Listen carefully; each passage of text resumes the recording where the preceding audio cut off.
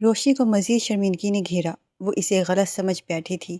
اس کی نظر میں ابشام ہیرو نہیں ویلن تھا، جس نے ہیرو کی ناموجودگی کا فائدہ اٹھاتے اسے اپنے نام کر لیا، پر وہ ویلن نہیں ہیرو تھا۔ اس نے ثابت کیا تھا، آج بینڈیج وہ کر کے جا چکا تھا۔ بنا اسے کچھ کہنے کا موقع دیے اور وہ چپ چاپ اسے جاتا دیکھتی رہی۔ ولیمے کی شاندار تقریب میں ہر عام و خاص کو دعوت دی گئی تھی۔ سبھی مہمان آ چکے تھے، بس دولہا اور دلہن کا انتظار تھا، جن کی شاندار انٹری کے لیے سبھی اپنی راہیں بچھائے بیٹھے تھے۔ اور پھر ان کی انٹری ہوئی۔ ابشام نے روشنی کا ہاتھ مضبوطی سے تھاما ہوا تھا۔ سب لائٹس آف ہو گئی، صرف ایک اسپاٹ لائٹ آن تھی۔ سب نے ان کی خوبصورت جوڑی کی تعریفیں کی، یوں لگ رہا تھا جیسے دونوں ہی ایک دوسرے کے لیے بنے ہیں۔ چلو، ابشام ملک نے اسے چلنے کا اشارہ کیا۔ برا لگے گا، وہ منمنائی۔ مطلب؟ وہ سمجھ نہ پایا۔ میں لنگڑا کے چلوں گی تو سب مذاق بنائیں گے، اور میری وجہ سے وہ کیسے تم سے آپ پر آ گئی؟ ابشام ملک دیکھتا رہ گیا۔ اس میں بتلاؤ صاف محسوس کیا جا سکتا تھا۔ ابشام نے ایک نظر سب کی طرف دوڑائی۔ سب کی نگاہیں ان دونوں پر ہی مرکوز تھی۔ ابشام کو بھی اندازہ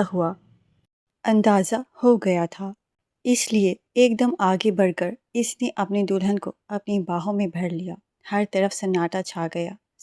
اسپاٹ لائٹ ابھی بھی انہی پر تھی۔ کیمرے کی لائٹس نے بھی انہی دو کو فوکس کیا ہوا تھا، جن کی آنکھیں ایک دوسرے کی آنکھوں میں تھی اور دنیا جہاں سے بے خبر تھی۔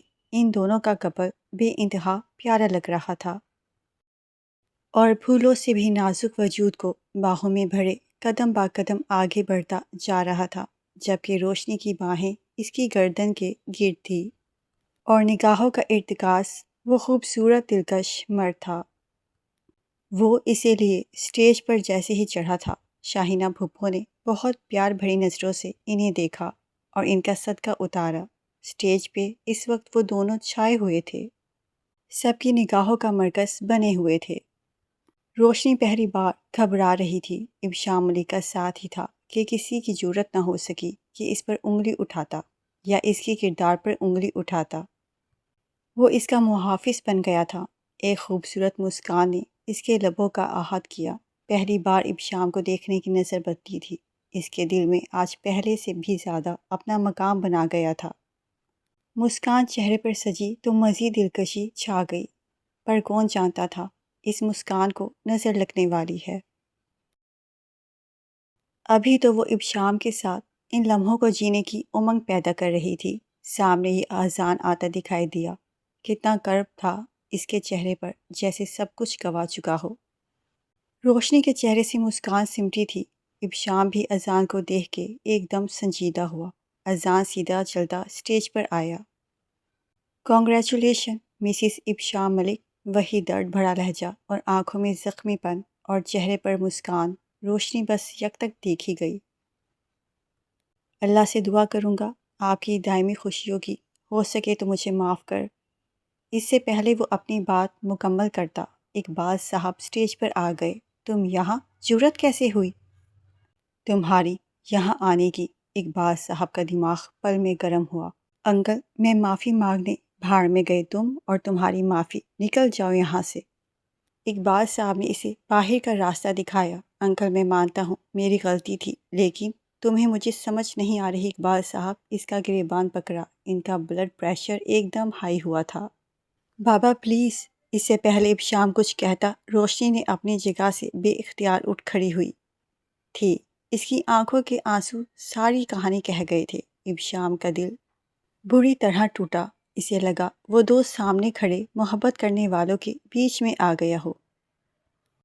تھوڑی دیر پہلے نظر آنے والا پرفیکٹ کپل اب اذان کی نظروں کی زد میں آ گیا تھا۔ تمہاری آواز بھی آئی تو تم میرا مرا ہوا منہ دیکھو گی۔ سخت لہجہ۔ روشنی بری طرح سہم گئی۔ اقبال، خود کو کنٹرول کرو اور برخودار تم جاؤ یہاں سے۔ اب کہنے سننے کو کچھ نہیں بچا۔ ابراہیم صاحب نے اذان کو وہاں سے باہر جانے کا بولا تو چپ چاپ سر جھکائے وہاں سے باہر نکل گیا۔ حال میں سب رشتہ دار ایک دوسرے سے باتیں کرنے لگے۔ ارے، یہی وہ لڑکا تھا نا جو کل بارات لے کر نہیں آیا تھا؟ آج دیکھو کیسے دھڑلے سے آ گیا، ضرور لڑکی نے بلایا ہوگا۔ لوگوں کی بات اقبال صاحب کے وجود کو چیرنے لگی۔ ایک دم سے اقبال صاحب کا بلڈ پریشر لو ہونے لگا۔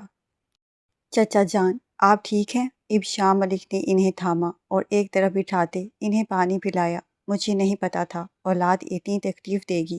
ایسی بات نہیں اقبال، تم زیادہ ریئیکٹ کر رہے ہو۔ مجھے اس سب میں روشنی بے قصور نظر آ رہی ہے۔ بھائی مہمان اکٹھے ہیں، پلیز، شاہین پھپھو نے اس کے پاس آتے دھیرے سے مسکرا کر فکر مندی سے کہا تو ارد گرد نگاہ دوڑاتے اقبال صاحب نے گہرا سانس بھرا اور چپ ہو گیا۔ وہ بھی نہیں چاہتے تھے کہ کچھ بھی غلط بول کے بیٹی اور داماد کا تماشا بنائے۔ رات کافی دیر بعد وہ روم میں آیا تو روشنی اس کا انتظار کر رہی تھی۔ اس نے آتے ہی روشنی کو نظر انداز کیا اور اپنی گھڑی اتارتا ایک طرف بیٹھا۔ ابشام اس نے نام لہجے میں اسے پکارا، روشنی پلیز، میں ابھی کچھ بھی بات کرنے کے موڈ میں نہیں۔ وہ اپنا سر اپنی ہتھیلیوں پہ گرا گیا۔ پلیز ابشام سن تو لیں، آپ بھی مجھے غلط سمجھیں گے تو غلط، اس کے جانب زخمی نظروں سے دیکھتا۔ اللہ بھیج گیا۔ آج میں نے دیکھا تمہاری آنکھوں میں کس کے لیے کیا تھا۔ یوں ہم کسی کو زبردستی اپنی زندگی میں شامل تو کر سکتے ہیں، لیکن کسی کے دل میں گھس نہیں سکتے۔ اور فکر نہیں کرو، بہت جلد تمہیں آزاد کر دوں گا۔ زبردستی کے رشتے سے اس کی بات پہ روشنی تو دنگ ہی رہ گئی۔ کہاں تو وہ اس سے رشتے کو نبھانے کا سوچ رہی تھی، کہاں وہ اسے چھوڑنے کی بات کر رہا تھا۔ کیا دیکھا ہے میری آنکھوں میں تم نے؟ وہ آپ سے تم پر آ گئی۔ ابشام نے دانت پہ دانت جمائے سے دیکھا۔ یہی اصلیت ہے تمہاری، اوریجنل روپ اسی میں رہا کرو۔ ویسے ہاتھ سے پش کرتا وہاں سے ہٹا کی وہ اس کے ذرا سا پش کرنے سے پیچھے ہی جا گری۔ اس کی آواز پہ وہ اپنے قدم روکتا، اسے دیکھتا، پلٹا اور فوراً نیچے اس کے پاس بیٹھتا، اسے اٹھانے لگا۔ روشنی نے اس کا ہاتھ جھٹک دیا اور آنسو بہتے گالوں پر آ گئے۔ میں تو بری ہوں نا، پھر کیوں تھام رہے ہیں؟ اور چھوڑنے والے ہیں نا آپ مجھے، بس پھر قریب مت آئیں۔ وہ ہچکیاں بھرتے بولتے پھر سے بکھر رہی تھی اور ابشام اسے یوں بکھرتا نہیں دیکھ سکتا تھا اور بنا ایک لفظ کہے اسے باہوں میں بھرے بستر پر لٹایا۔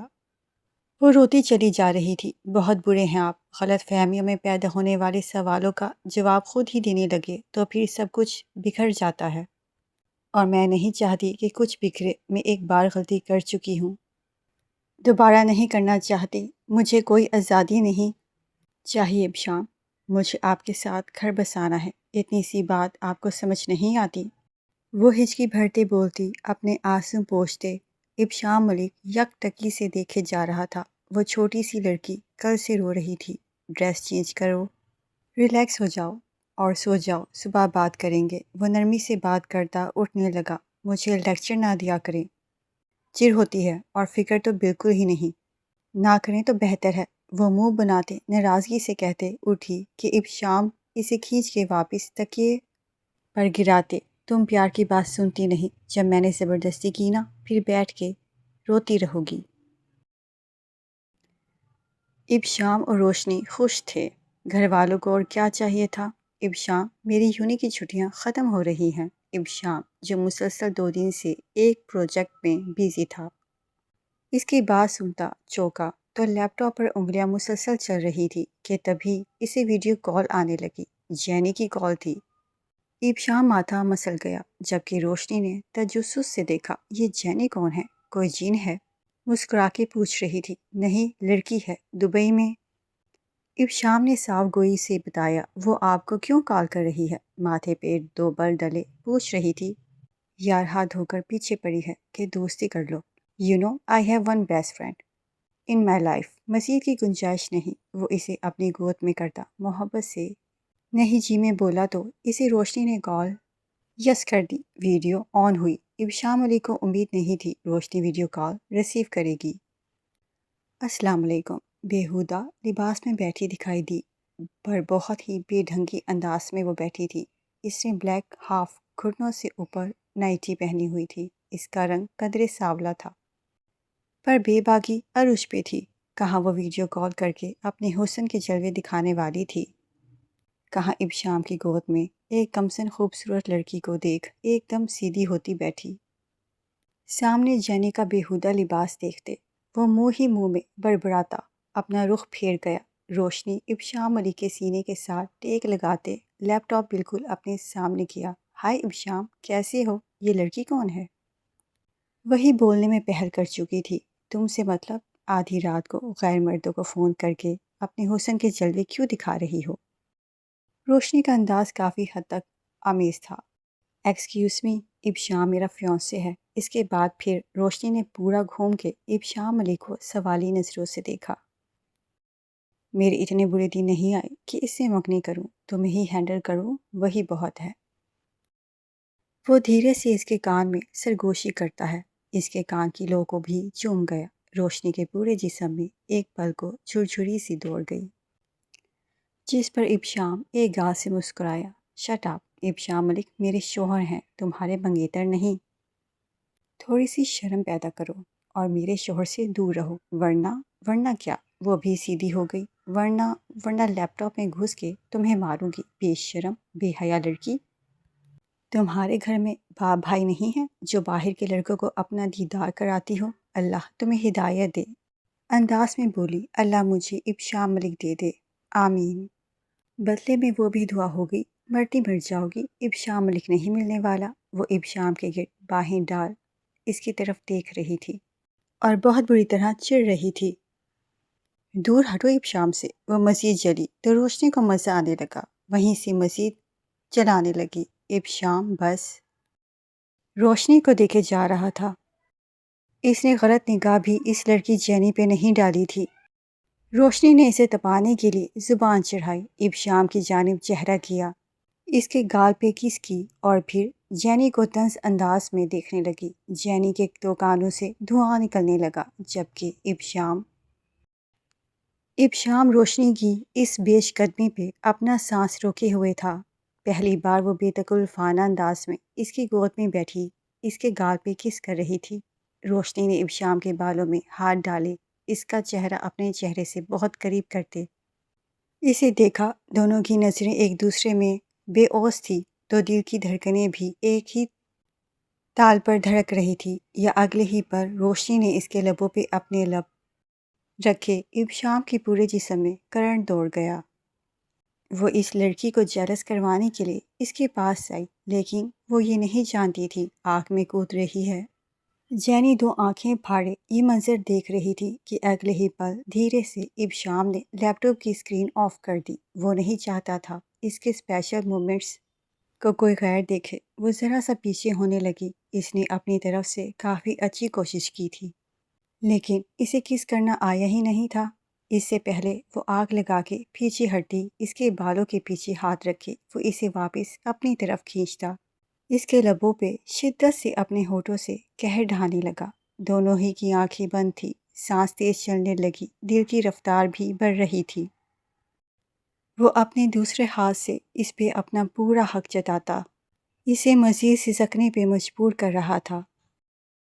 اس کی سنگت میں وہ بہک رہی تھی، اس کا بہکا پن ابشام کو مزید اکسا رہا تھا۔ اسے یوں ہی گود میں اٹھاتا بستر کی جانب بڑھا، اس کا سر دھیرے سے تکیے پہ رکھتے وہ ایک سیکنڈ کے لیے اس کی جان کا خلاصہ کرتا لائٹ سٹریم کرنے لگا۔ ابشام، میں تو بس اس لڑکی کو، وہ گھبرا گئی تھی، وہ بس اس لڑکی کو جیلس کروانا چاہتی تھی، پر یہاں تو ابشام کے جذبات میں آگ لگا چکی تھی۔ ابشام کے قریب خود آئی اور جلدی آگ میں خود کودی ہو۔ اب بھگ دو، اتنا کہہ دے وہ اپنی شرٹ ایک جھٹکے سے اتارتا دور اچھال گیا۔ اس پر سایہ فگن ہوتے کمفرٹر اوڑھ کے دونوں ہی کمفرٹر کے اندر گم ہو گئے۔ آخر کار دونوں نے ایک دوسرے کو دل سے اپنا ہی لیا۔ صبح جب روشنی کی آنکھ کھلی تو سورج کی کرنیں کمرے میں داخل ہو چکی تھی۔ ایک پل کو اسے سمجھ نہ آیا وہ کہاں ہے، پھر رات کا ہر لمحہ اس کی آنکھوں کے سامنے گھوم گیا۔ اس نے خود کو دیکھا جو اب بھی ابشام کی مضبوط باہوں کے حصار میں تھی۔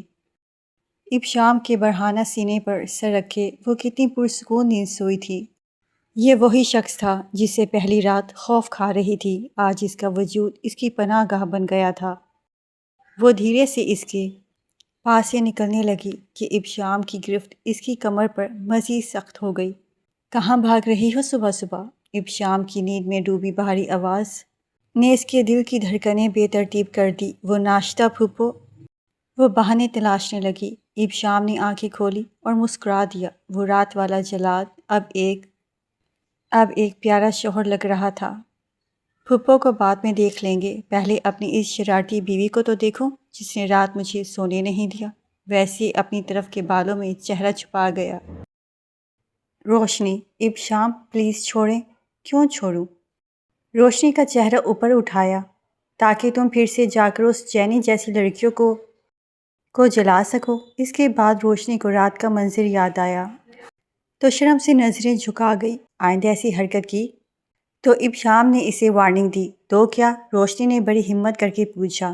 انجام اس سے بھی زیادہ سنگین ہوگا مسز ابشام ملک، وہ اس کی ناک کو دھیرے سے دباتا بولا، اور پھر اس کے ماتھے کو چوم لیا۔ روشنی نے کچھ طے کر لیا تھا۔ اس نے ابشام کے سینے پر ہاتھ رکھا۔ ابشام، آپ ابھی بھی مجھ سے ناراض ہیں؟ اس بات پر کہ وہ کہتے کہتے رک گئی۔